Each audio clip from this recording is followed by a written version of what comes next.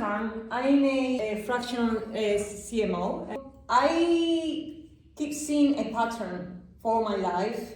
It's a pity because people compete all the time on the markets with those expectations, trying to improve their CV, or maybe it's not the CV, maybe it's the company, or...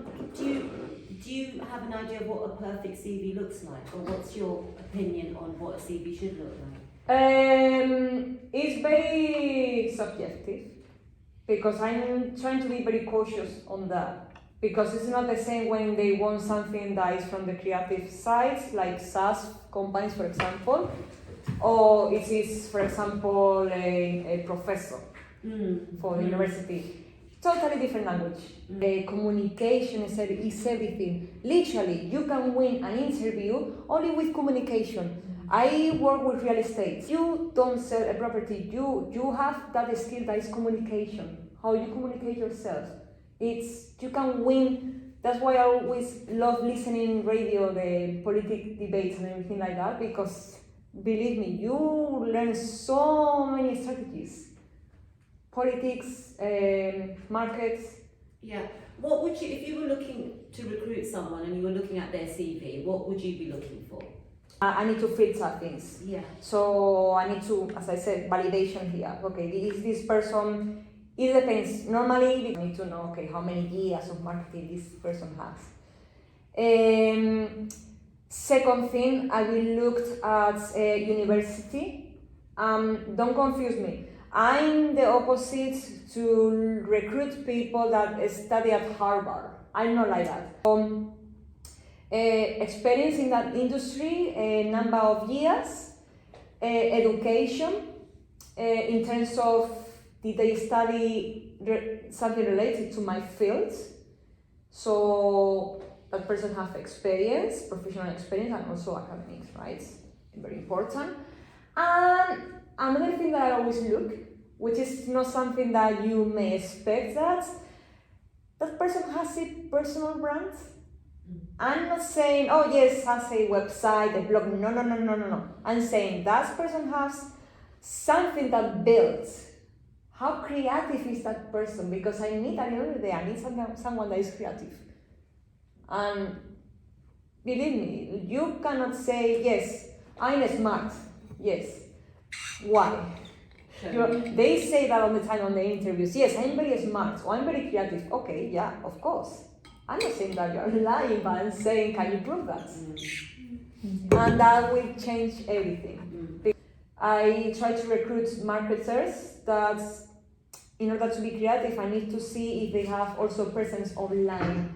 Because if they are not present online, if they are not on Google, how could I know that they can run my campaign successfully? You know what I mean? So they need to market their service first before coming to me, because I operate in high level, premium clients. A single mistake will damage my reputation as a brand, so I need to make sure. And also another thing very important in recruitment, when companies are hiring people, always put yourself on their shoes. You always put yourself in your shoes, of course, yeah, but you didn't know that. You need to be able to identify that the action, what is moving the market, is risk. We are, and you can see that in the history as well. We want to reduce the perceived risk. There is no actually risk, but it's a perceived risk. We as candidates, students, or any professionals, right? We want to reduce risk. And also for companies, for example, right? Because I operate with my clients, obviously are companies. So they need to perceive me as someone that's going to reduce the risk.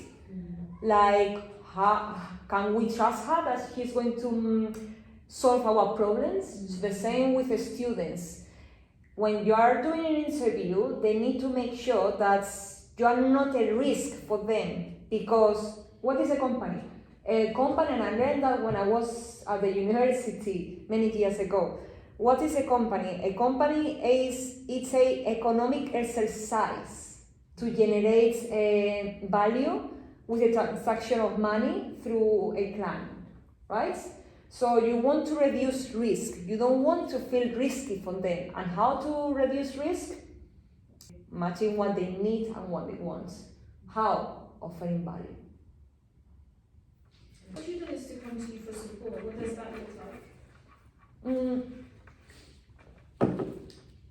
First thing, positioning themselves. Like, first thing, psychological. How do you see yourself? Before going to anything technical or CVs, the majority of cases is that they don't have self-confidence. This thing called the imposter syndrome, which is they think that, yes, I have a awesome CV, but if you don't believe in yourself, I will be with a group of people, like right now, for example, how do you see yourself?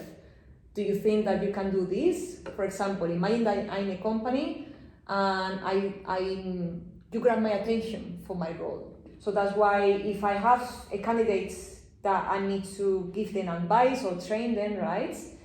I will. The first thing that I will do is positioning their service, making sure, okay, let's go through a few things before going anything technical or before pretending that we're doing here an interview. I want to know what is your confidence level. I need to know your communication level. How do you talk? What type of things do you say? And very important, train them to use keywords on their communication, because the same with interviews.